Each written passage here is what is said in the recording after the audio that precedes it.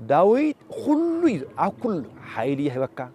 هافتي بكا صلاي حاجة أجاننت يرحق لك نايس فقري بكا أجور وسج حدك زي تصلي صلوت يلي قداسي طرح تدخل كتقبع بيت خريستيان متاو يخدخل كلمبر صلوت يخلك مسكل بالسلام يخلك لك كانيو صلوت مصلى يخلك لك كانيو تكا سغاو ادفكا حاصيبكا تقرب كاوغن تصلي زخونه صلوت يخلك لك يقرن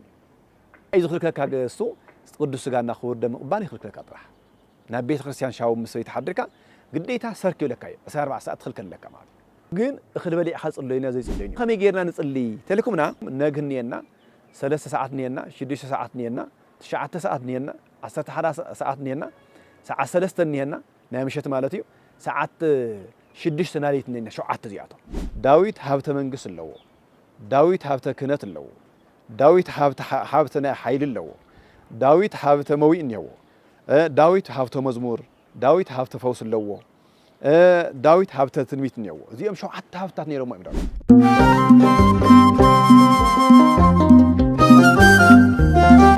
بسم آب وولد ومنفس قدوس أحدو أملاك آمين بموتو هيوتن زغلص بصلمات برهان زابره بوردت خبر زقيره كاو سماي وريدو كاو قدس ድንግል ማርያም ተወሊዱ بمسكال لا يتساقيلو قدس سقونا خور دمو وريسو زحابة ناي ديابلوس سرح السعارة زنبرة زلو حليفو منقص النوتو زنبر بسماي بملايت بنقد ملايت بسراويت ملايت بالأولانو بمدرب بدأتك عدام قدوس قدوس قدوس تباهيلو زمسكن نازو الدس قدوس اغزيابيهر أملاخنا ناوز غزيزي ناوز سعازي بسلام بخوري سلازا بصحنا كبرنا مسكانا نعو يخنو نادينا قدس ድንግል ማርያም ካፈጡራን ብላዕሊ ካፈጣረ በታሕቲ ስሙዋ ሁሉ ጊዜ ዝኸበረና ዝተመስገነ ይኹነልና ናይ ቅዱሳን መላእክት ሓለዋ ናይ ቅዱሳን ነቢያት ሐዋርያት ጻድቃን ሰማዕታት ገዳማውያን ሁሉም ጸጋና ረድኤት በሃገርና በግል ህይወትና بعدنا بأمنتنا حديرو صنيعو ينبرلنا እግዚአብሔር አምላክ እንኳን አውዝ ዕለት ዚ ናው ሰዓት ዚ በሰላም በጥዒና አብጽሕና አብጽሕኩም ይብል ንብርሃነ ትንሳኤ እንኳን አብጽሕኩም አብጽሕና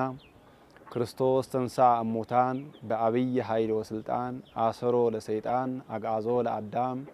ሰላም እምእዝየሰ ኮነ ፍስሐ ወሰላም ካውዚ ቀጽልና ናይ ቅዱስ ዳዊት መዝሙር ወይ ከዓ መዝሙራት ቅዱስ ዳዊት ምዕራፍ ይባሃሊ መዝሙራት የምዘልየው ምዕራፍ ዝባሃል የውሊ መዝሙራት ተውሂሉ ይጽዋዓሉ ዳዊት መን ይተልና ወድ እስየይ አብ ቤተልሔም ዝተወለደ ወድ እስየይ በነቢይ ሳሙኤል ዝተመረጸ ንግስና ዝተሃቦ በእስራኤል ዘንድ ዓውይ ግርማ ዝነበሮ ዓውይ አፍልጦ ዝነበሮ እስራኤላውያን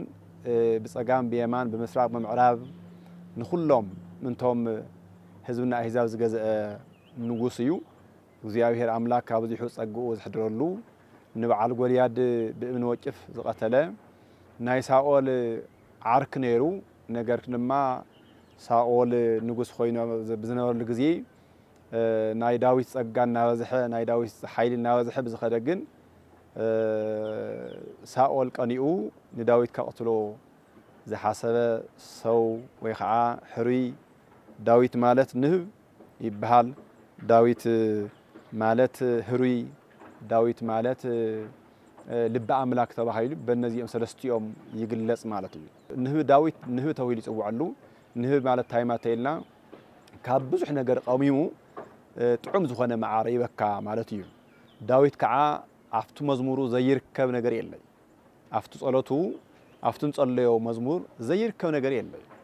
በዘመነ ንግስናውን ሁሉ ዘይተገብረ ነገር የለም ሁሉ ተገይርልይ ሁሉ ተፈጽሙልይ ንግስናው ጸንዕሉ አብ እስራኤል ከምኡን ጸንዕሉ የለይ ዘመነ አበው ዘመነ መሳፍንት ሓሊፉ ዘመነ ነገስታት خبالت اللجزي አብ ዳዊት ዘመን ሁሉ ጸንዕሉ ሁሉ ዘዘዘለ ዝነበረ ንጉስ ዝኾነሉ ነበረ ንጉስ ናይ ክርስቶስ ምሳሌ ዝኾነ ንጉስና እዩ ማለት ነው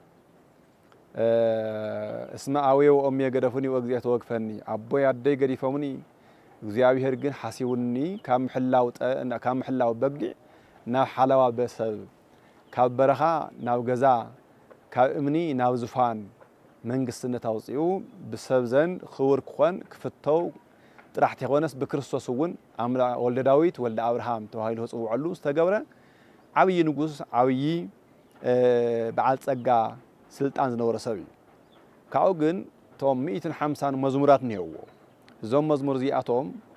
መዓዘ ደሪስዎም መዓዘ ያውጽሕዎም ተይልና ዳዊት ቅድመ ምስነገሰ በዲሉ ኦርየ አቅቲሉ ናይ ኦርየ ሰበይቲ አቲኒሩ እና ካው እንድሓር ግን ብሞት ወዲ ቀጥዕዎ እግዚአብሔር በብዙሕ መንገዲ ክመሃር ገይርዎ ሳኦል ዝበሃል ንጉስ ነበረ ብዝሓለፈ ንጉስ ኮይኑ እሱ ነገር ግን ወዲ ሳኦል ናታን ዝበሃል ከዓ ናይ ዳዊት በጣም ፈታው ነይሩ አቡኡ ሳኦል ናታን አቡኡ ሳኦል ንዳዊት ከቀትሉ ያሳደ ነይሩ ናታን ግን አቦይ ከይቀትለካ ተጠንቀና አለ ህንድ አቡኡ ከይቀትለም እንታን ዳዊት ናይ ዕርክነት ፍቅሪ ስለዝነበሮ ዳዊት በሳኦል አቡኡ በሳኦል ከይመውት ከይቀተል ተጠንቀና አለ ዝሕልዎ ዝነረሰይ መጨረሻውን ኻምንስሓ አቦ ኮይኑ ኻምንስ አቦ ኮይኑ ንንስሓ መዛውቅዖ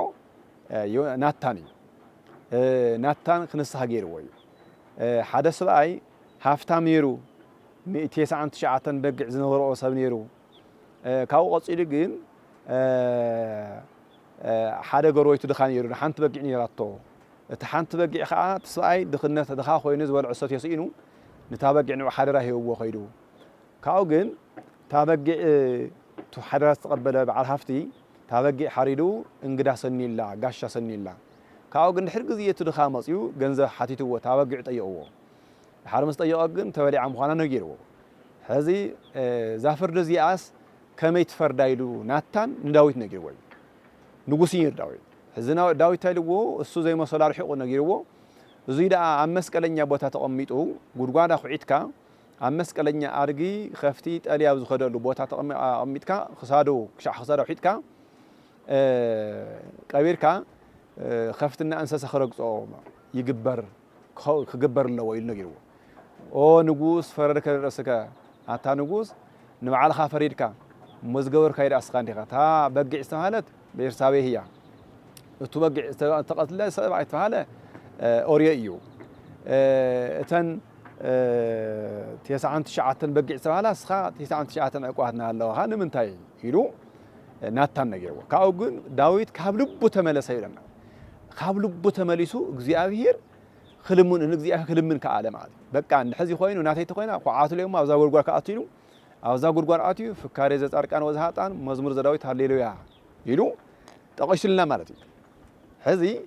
እንታይ ያሪአና ማለት እዩ ጸሎት ዚ 150 መዝሙር ጠቆሽ ማለት ዳዊት ታይርዎ ተልኩም መጀመሪያ ዳዊት ሀብተ መንግስት አለው ዳዊት ሀብተ ክህነት አለው ዳዊት ሀብተና ኃይል አለው ዳዊት ሀብተ መዊእ ነው ዳዊት ሀብተ መዝሙር ዳዊት ሀብተ ፈውስ አለው ዳዊት ሀብተ ትንቢት ነው እዚኦም ሸውዓተ ሀብታት ነይሮም ዳዊት ንዳዊት ተሃዎ ሸውዓተ ሀብታት እዮም ድሕር ጸሎትና ድሕር ንስሓ ቅዱስ ዳዊት ታይሉ እግዚአብሔር ዳዊት ወዲ እሴይ ከም ልባ ይረኺወዩ አበሳ አርሒቁ ኃጢያት በጽድቅ ቀይሩ ሞት በህይወት ቀይሩ ነውር ሐጺው ተረኺው مسترخب እግዚአብሔር ተመሪሱ ልበይ ወማት ነዝዩ ዳዊት ልበ አምላክ ይባሃል ዳዊት ህሩ ይባሃል ዳዊት ንህብ ይባሃል ማለት ካው ናፍተ ጸሎት በሐጺሩ ብዙሕ ታሪክ ለወ ቅዱስ ዳዊት ግን ሕጽር በዘለ መልክዕ መዝሙር ዳዊት በኸመይ ይጸለዩ አጠቃላይ ጸሎት ኸመይ ይጸለይ ተይልና መዝሙር ዳዊት ጥራሕት ይኾና ንጽልይ መልዕልን ይሆዮ ጸሎትና ሰብአ ለዕለቲ በእንተ ኩነ ሲባሃከ በእንተ ኩነ ጽድቅካ ቅዱስ ዳዊት أبا عمالتي شوعت جزية يمسكنك عيلو عمالت شوعت جزية يمسكنك سلمن تاي سلفردها سلحق أني أملاك النتكا سلتركها نور ناس لتوجدنا أملاك هوي شوعت جزية عمالتي يمسكنك عيل خميس اللي يصلوا تلكمنا بس جمرلو ناينجه صلوا نينا من تاي عشرة 3 ساعات واحد نجه نصلي تيلنا زي أبيهر المثلي تارحقو برهانة معات سلذهبنا معات خالعي بثلاث ساعات نصلي 3 ساعات بزح ترجم مني هو مال 3 ساعات قدام استفطر لي 3 ساعات جتا እግዚአብሔር ናብ ጲላጦስ ተحሊፍቱ ሃወልዩ ሳልሳይና ከዓ ናይ 6 ሰዓት ቀትሪ ንጽሊ ማለት እዩ 6 ሰዓት ጸሎትና ታይተልኩምና ኣጋንንት ዝሕይሉ ሰዓት እዩ ኣብ 6 ሰዓት ቀትሪ ኣጋንንት ካብ ቦታ ዝናወጽሉ ንደቂ ሰባት ውጅምብር ውሽጢ ዘእትውሎም ታው ቀጽና ሰዓት 9 እዩ ሓደ ጌታ እግዚአብሔር ነፍስና ስጉ ዝተፈየላ ሰዓት እያ خلاي نفسات كافسير موصاز جمهور لا معاتي كاو قصينا سرك نبل سرك مالت كا 11 ساعات مالت او سرك ساعات كا ክርስቶስ ናብ መቃብር ዝወረደሉ በኒቆዲሞስና በዮሴፍ ተገኒዙ ናብ ሓድሽ መቃብር ዝወረደሉ سرك ተባሂሉ ይጽዋዕ ካው قصينا خاታይ ንረክብ ልዋም ንብል ሰዓት 3 ማለት ናምሽ ሰዓት 3 ካው قصينا ለይቲ ክርስቶስን ተአሙታን በአብይ ኃይል ስልጣን ንብሎ ለይቲ ፍርቅ ለይቲ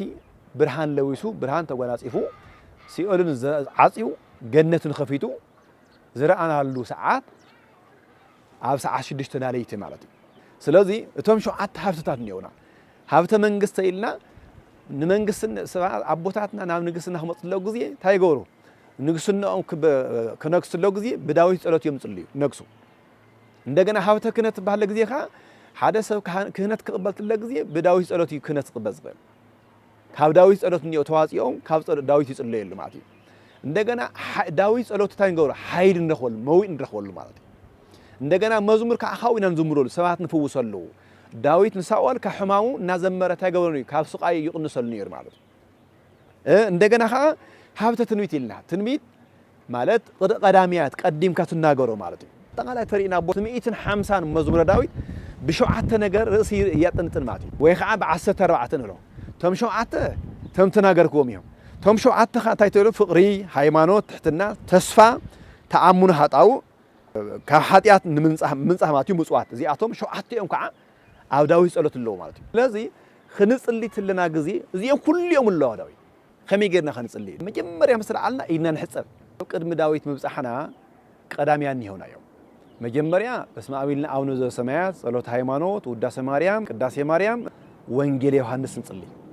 نا مجمريا قدمت زبحل زي اتوم زيوم اخذت هي العنان نصليو معناته ما خم عاونا قداس مريم زدغمي يصليو زي يصلي خا غدف يخلي وانجيل يوحنسون كصلي يخلي زي يصلي خا غدف يخلي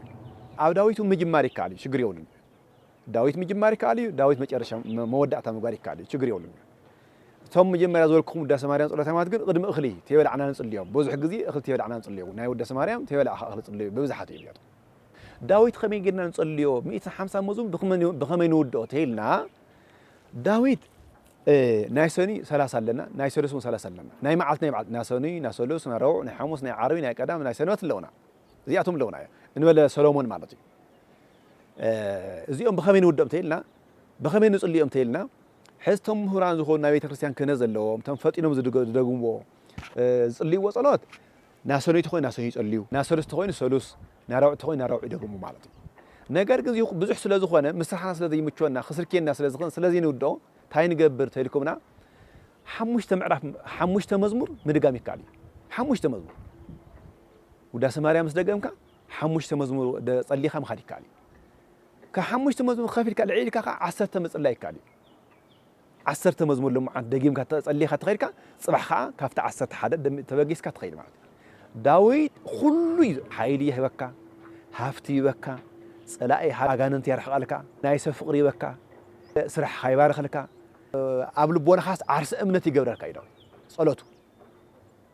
صلوتو تايب لاوزي مصحف اون ابي اجز بحال صادق بحتاو زنورو داويت صلوت داويت مزمور داويت نادغو ناصليو موت يال نيرم يل تاريخ ينغ تاريخوم ينغرنا مال حيلم زنوره مزمور داويت يو سلا ابي صلوت بحال داويت صليخا تايتجبر سلطان تركب سلطان كايصنعلك سو يفتوكا تزارو ነገር ሁሉ ሰው ይሰምዓካ ጸጋ እግዚአብሔር ይሐድርካ ማለት ነው እንደገና ከዓ ክህነትካ እውነተኛ ሐቀኛ ክህነት ይሆነልካ በዳዊት ጸሎት ይኻትረው አብ ሰብ ዘለካ ክብሪ አብይ ይኸውን ማለት ነው ካው እንደገና ዳዊት በጸሊኻ ታይትረክብ ኃይል ትረክብ ጸላእትካ ካሽንፋ ይኹል ጸላእት ማለት ንሰብሰብ ጸላእት ይኮን ነው አጋንንት ማለት ነው ሰባት በሰይጣን ሐዲሮም ክፉ ነገር ከይገብሩካ ይሕልወካ ማለት ነው ሰባት ከዓንቅፍካ ሰባት ከሽንፋ ይኹል ነው ካው ቀጽኻ ትንቢት ከዓናግረካ ዳዊት ብልጸለኻ ማ ትንቢት ያናገር መጻያት ያናገረካ አቦታትና አብ ዘመን ዙዚ ኮንዩ አብ ዘመን ዙዚ ኮንዩለም ከናገር ለጉዚ እስኺሎም ይኮንዩ ተስዮ ጸሎት ገሮም ይው ብቃት ደረጃ ደረሰም ይው በጽሖም تداويت نبقى عد درجة ناوتهم عسات ما أرجعت يبصح كايدو تزرع عالم قديفك بزير عالم تلوت أمات بسأله داويت خاطريو سأله داويت نادجمك بأنا بس هنفرس أنا بس هيتعاملك يزوجها نحدار مزمور داويت يتكمل نحدار معلو سأله نحس تدجم خينك سأله داويت ناوي مزمور داويت نحن نصلي خينا حدارنا السلام يخول دكنا بسلام يزوجنا يوم مو مزمور داويت أبزو خونا ساعات كنصلي يقبان أبدك جزل لكم أو وش ولا مكينا لكم يا مكينا تطولكم مزمور داويت مثل لا يكال نمنتاي تيلنا هيوتكم كقدس منتان هيوتكم سقزي خرخو منتان نا مزمور داويتنا وداس مريم وانجيل يوحنس نياتهم بدم خنصليهم يقبانا يوحنس سافر صلوت مالت كنفيا تبركايا نا ክርስቶስ ታራኸበካ አይሉ ነግርናዩ ስለዚህ አቦታት አዶታት አብዘለኹም መዝሙር ዳዊት አውዝትርኩም ጽልዩ በዚ ይላው ማለት እዩ